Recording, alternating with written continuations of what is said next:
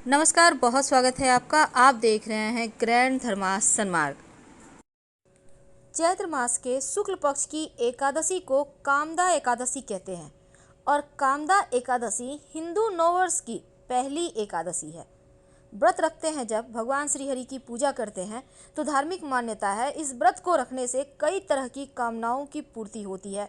और यदि आप किसी पाप का प्रायश्चित करना चाहते हैं तो कामदा एकादशी व्रत जरूर रखें। धर्मशास्त्रों के अनुसार एकादशी व्रत पापों से मुक्ति के लिए बहुत महत्वपूर्ण है और कामदा एकादशी व्रत के प्रभाव से व्यक्ति के सारे पाप का नाश हो जाता है और साथ ही प्रेत योनि से भी मुक्ति मिलती है। तो चैत्र माह की इस एकादशी के दिन जब आप पूजा पाठ करेंगे तो कब करेंगे, कैसे करेंगे और शुभ मुहूर्त क्या है। देखिए, एकादशी तिथि 12 अप्रैल मंगलवार की सुबह 4:30 से शुरू होगी और 13 अप्रैल को सुबह 5:02 तक रहेगी। तो उदया तिथि के अनुसार ये व्रत 12 अप्रैल को रखा जाएगा। सर्वार्थ सिद्धि योग भी इस दिन बना हुआ है, सुबह 5:59 से लेकर सुबह 8:35 तक, और इस अवधि में रवि योग भी है। इसलिए इसमें आप पूजा पाठ करते हैं तो आपके लिए सर्वोत्तम होगा। अगर आप व्रत रखते हैं तो 13 अप्रैल को पारण कीजिएगा और 13 अप्रैल को जो पारण का सही समय है वो दोपहर का है।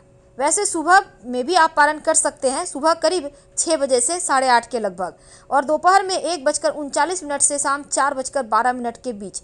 दो तरह के पारण है क्योंकि दो पत्रिका चल रही है। तो इस दिन पूजा पाठ में आप पंचामृत का भोग जरूर लगाइएगा और इस दिन 4 महाप्रयोग किए जाते हैं। डिस्क्रिप्शन में हम आपको विस्तार से बताएंगे।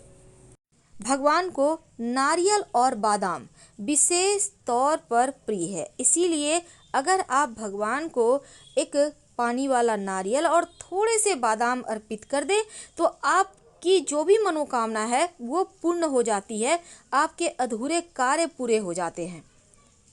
अगर आप चाहते हैं कि उनकी विशेष कृपा मिलती रहे तो पीले रंग के वस्त्र धारण कीजिएगा और पीले फल भगवान। देखिए, एकादशी की कथा भगवान श्री कृष्ण ने धर्मराज युधिष्ठिर को सुनाई थी और इसके पहले मुनि वशिष्ठ ने राजा दिलीप को सुनाई थी, जिसे सुनकर उन्हें पापों से मुक्ति मिली थी और मोक्ष की प्राप्ति हुई थी। लेकिन इस दिन पूजा पाठ कैसे करेंगे, इसके पहले जानिए कि सुबह सुबह उठकर पूरे घर की सफाई करके घर के मुख्य दरवाजे पर आम के पत्तों का या अशोक के पत्तों का बंधनवार, जिसको हम तोरण कहते हैं, लगाइए। इसके बाद आप भगवान श्री हरि की पूजा करने के निमित्त पूजा स्थान की साफ सफाई करें, लेकिन उसके पहले भगवान सूर्य को 1 लोटा जल में 1 चुटकी हल्दी डालकर अर्पित कर दें और फिर भगवान श्री हरि की पूजा आप कीजिएगा। क्योंकि एकादशी तिथि के दिन बहुत ही खास शुभ संयोग में योग बनकर आया है, तो ऐसे में इस दिन सर्वार्थ सिद्धि योग भी है और इस व्रत में सर्वार्थ सिद्धि योग का होना बहुत ही दुर्लभ फल देता है। तो इस एकादशी से जीवन की समस्त परेशानियों से आप बाहर आ सकते हैं। एकादशी तिथि पर पीपल के पेड़ में जल अर्पित करने से इस दिन, चूंकि पीपल के पेड़ पर भगवान श्री हरि विष्णु माँ लक्ष्मी का निवास होता है, तो आप 1 लोटा जल में थोड़ी सी मीठी वस्तु डाल कर जाइए और पीपल के वृक्ष में अर्पित कर दें। इससे भगवान श्री हरि और माँ लक्ष्मी दोनों ही प्रसन्न होंगे और जीवन की समस्त परेशानियों को दूर करेंगे। लेकिन अगर आपकी कुंडली में पितृदोष हो, अब पितृदोष आपको पता नहीं है लेकिन लक्षण से जान सकते हैं, जैसे कि घर में बरकत नहीं होना, अच्छा नहीं लगना, सूनापन लगना, संतान की प्राप्ति नहीं होना, वंश वृद्धि नहीं होना, या फिर नौकरी रोजगार में परेशानियां, ये सभी लक्षण हैं पितृदोष के। अगर ऐसा कुछ हो तो पीपल के वृक्ष में 1 लोटा जल में 1 चुटकी काला तिल डालकर, अगर आप चाहें तो इसमें थोड़ा सा दूध यानी 2-4 बूंद दूध और थोड़ी सी मिश्री डालकर भी अर्पित कर सकते हैं।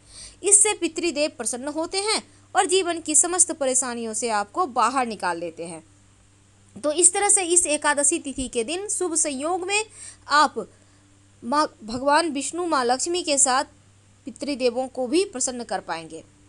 अब चूंकि दीपक का खास महत्व है, क्योंकि दिया जब आप जलाएंगे तो दिया घर के पूजा स्थान पर जब जलाइएगा तो घी का दिया होगा, इसमें लाल धागे की या मौली धागे की बाती होगी। एक लौंग रख दीजिएगा और पूजा कीजिए। लौंग आप चाहें तो बाती के बगल में भी रख सकते हैं, ताकि लौंग जले तो इसकी खुशबू से घर का वातावरण सकारात्मक हो जाए। आप अगर चाहें तो घी में भी रख सकते हैं, आपकी मर्जी पर है। लेकिन जब आप पूजा कीजिएगा तो भगवान श्री हरि को पीले फल यानी कि केला, गेंदे का पुष्प वगैरह अर्पित करें। और इसके साथ ही जब आप चावल अर्पित कीजिएगा तो सफ़ेद चावल नहीं अर्पित करना है, उसको हल्दी से कलर करके या कुमकुम से कलर करके ही अर्पित कीजिएगा। भगवान श्री हरि के माथे पर संभव हो तो मंजरी तुलसी की या तुलसी के 2 पत्ते जरूर सजा दें, वो बहुत प्रसन्न होते हैं। आप कुछ नहीं भी करते हैं, सिर्फ तुलसी की मंजरी या 2 पत्ते भगवान श्री हरि के माथे पर रख देते हैं, तो आप उन सभी चीज़ों को प्राप्त करने के हकदार होते हैं जो भगवान श्री हरि आपको दे सकते हैं।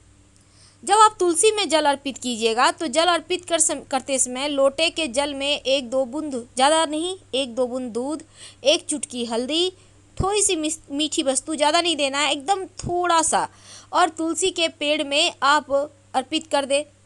इसके बाद वहाँ पर आप ओम नमो भगवते वासुदेवाय का अनवरत जप करते रहिएगा। तो इस तरह से आप तुलसी की पूजा करें, भगवान श्री हरि को मनाएं। लेकिन जब आप श्री हरि की पूजा करेंगे तो एक सिक्का उनके पास जरूर अर्पित कर दीजिएगा। अगर आपने पहले से अर्पित किया हुआ है, पिछले बार एकादशी में या कभी भी पहले भी कर चुके हैं आप, तो उस सिक्के को संभाल के रखे होंगे, उसी सिक्के को फिर से अर्पित कर दें और फिर से उठाकर बाद में संभाल कर रख लें। यह सिक्का बीच बीच में रिचार्ज करते रहिएगा तो जीवन की मुश्किलें दूर होगी। तो ये छोटे से प्रयोग हैं, लेकिन आज हम आपको एक खास प्रयोग बताएंगे। क्योंकि बहुत ही शुभ और दुर्लभ संयोग के साथ ये एकादशी आई है, इसलिए शिवलिंग पर दूध जरूर अर्पित करें। अगर कोई विशेष मनोकामना है तो दूध में मिश्री डालकर शिवलिंग का अभिषेक करें। जीवन में कभी धन सुख की कमी नहीं होगी, व्यापार भी बढ़ेगा और घर भी आपका खूब तरक्की करेगा, घर के लोग फलेंगे फूलेंगे। इस एकादशी को आप मनाएंगे तो पीपल के पेड़ की जड़ में मीठा जल अर्पित करना है, यानी 1 लोटा जल में थोड़ी सी मिश्री डालकर अर्पित कर दें और एक दिया सरसों के तेल का जरूर जलाएं, या आप चाहे तो तिल्ली के तेल का भी जला सकते हैं। संभव हो तो पवित्र नदी सरोवर में नहाएं, या फिर अपने ही घर में आप नहाने के पानी में तुलसी के पत्ते या गंगा जल डालकर नहाएं। अब भगवान श्री हरि के साथ माँ लक्ष्मी की पूजा होगी, हर आर्थिक समस्याओं से मुक्ति मिलेगी। इस दिन धनिया का विशेष प्रयोग किया जाता है। धनिया जो धन की देवी माँ लक्ष्मी को अति प्रिय है। थोड़ा सा धनिया अपने घर के पूजा स्थान पर पूरब दिशा में मिट्टी के पात्र में रख दें तो आपके जीवन में खुशियाँ आएंगी, खुशियों को नज़र नहीं लगेगी। और अगर आपने पहले से यानी कि दीपावली के दिन ही करके रखा है तो फिर आपको चेंज करने की आवश्यकता नहीं है, उसी में 2-4 दाने और डाल दीजिएगा। अगर आपने दीपावली पर धनिए का पौधा बो लिया है तो अच्छी बात, नहीं तो इस एकादशी की रात एक मिट्टी के बर्तन में आप दिया ले लीजिएगा नया वाला, एक सिक्का, थोड़ा सा धनिया और उसमें पानी डालकर रख दें। अगले दिन यानी कि द्वादशी तिथि पर अब इस सिक्के को उठाकर आप संभाल कर अपने पास पर्स में रख लें और जो धनिया है उसको अपने घर के गमले में आंगन में बो दें।